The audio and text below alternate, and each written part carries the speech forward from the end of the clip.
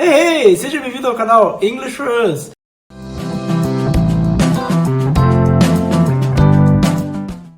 Gente, aqui entre nós tem umas palavras em inglês que são bem difíceis de pronunciar, né? A gente acaba até deixando elas para trás ou trocando por alguma outra palavra na hora, porque a gente acaba esquecendo como dizer da forma correta. Então hoje eu trouxe aqui 8 palavras para te ajudar a pronunciar de uma vez por todas da forma correta. Fica até o final do vídeo que vai rolar uma dica extra, hein? Então vamos lá! A primeira palavra que eu trouxe aqui para vocês é uma palavra bem polêmica. Se você diminuir um pouquinho a vogal que tem ali no meio, acaba trazendo um significado totalmente diferente. Essa palavra é praia em inglês. Então a forma correta de pronunciar ela é beach, certo?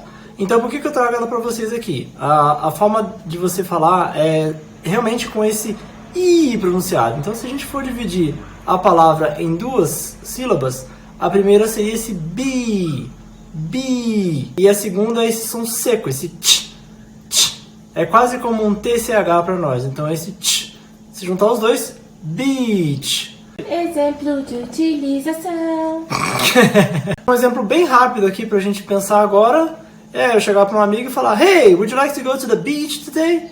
Então, como a gente acabou de ver, tem palavras no inglês que uma pequena diferença já altera bastante no significado. Which is the case of our next word. World. Sacou a diferença? Um pouquinho mais curta, ela vai significar palavra, que é word.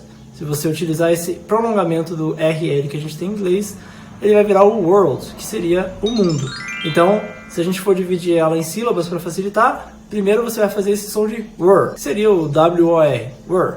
E o segundo som, que seria t, t. Percebam que o L está quase oculto ali no meio. A gente não vai fazer world. É uma pequena diferença do word, de palavra, por world.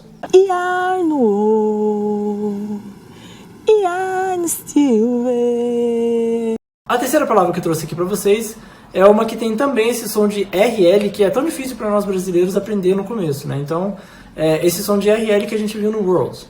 Essa terceira palavra seria girl, que significa garota, menina.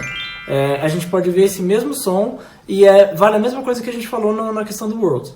O L ele fica ali meio oculto, você não vai fazer o L como a gente faz no português. Então você vai falar esse girl, girl. Tá esperando o quê? Se inscreve no canal! Vamos à próxima! Essa palavra significa agendar, programar, principalmente se usa bastante quando você está trabalhando num ambiente corporativo e você quer agendar uma reunião, programar uma reunião, agendar uma conversa.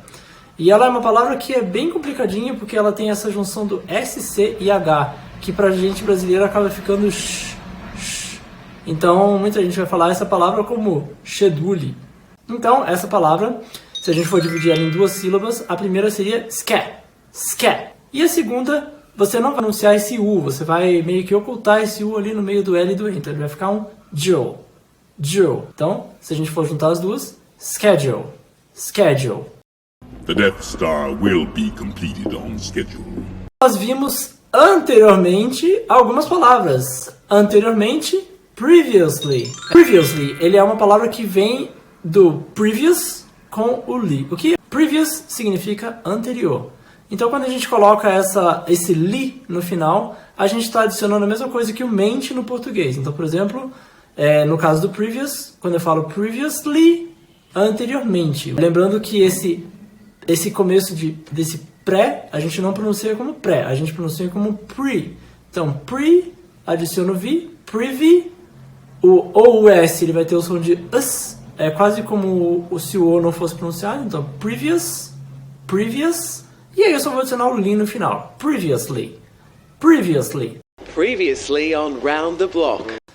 Da mesma forma como a nossa próxima palavra também tem esse li no final, que é a palavra literally. A gente tem um T e um R ali junto, um duplo L e um Y no final, que aí acaba com a nossa pronúncia. Então vamos dividir aí essa palavra bem dividida para a gente conseguir montar ela melhor na nossa cabeça e pronunciar melhor.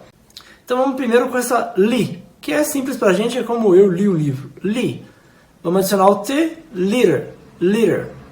No inglês britânico, essa palavra seria dita como liter. Mas aqui, como a gente acaba falando no inglês americano, a gente vai usar esse liter, que o T acaba ficando com som de R. E aí eu vou adicionar esse ali no final. Então, literally, literally. Essa palavra é utilizada bastante com o sentido dela mesmo, né, que é literalmente, só que muitas vezes a gente acaba utilizando ela com o objetivo de enfatizar uma coisa. Então, para o nosso próximo exemplo, I literally need some water. Reparem que eu estou enfatizando que eu literalmente preciso de um pouco de água. Mas se eu for ficar utilizando muito esse literally, você vai acabar ficando com um vício de linguagem, vai acabar ficando muito repetitivo. You literally have to stop using literally for literally everything. I haven't been to a comic book store in literally a million years. Literally a million years. Don't. A nossa próxima palavra, through. Então, para a gente pronunciar ela corretamente, a gente primeiro divide ela em 2 sílabas, né? Da mesma forma como a gente fez em algumas outras palavras anteriormente. Então, vamos pegar primeiro o THR ali, que fica through, through, through. Esse tem que botar bem a língua no meio dos dentes. Então, through, through.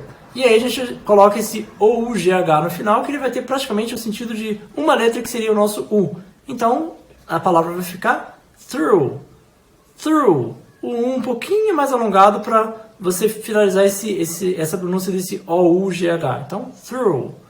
Um exemplo disso seria I can see the sun through my window. E vamos à nossa última palavra, finalmente, que é essa palavra aí que significa músculo. Então, como que pronuncia ela? Muscle, muscle, muscle.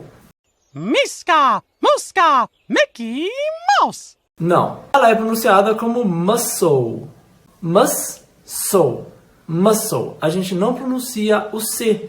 Esse C, ele não é como se ele não existisse na hora de eu falar a palavra. Então eu não vou falar muscle, eu vou falar muscle. E aqui vai a nossa dica extra que eu prometi lá no comecinho do vídeo.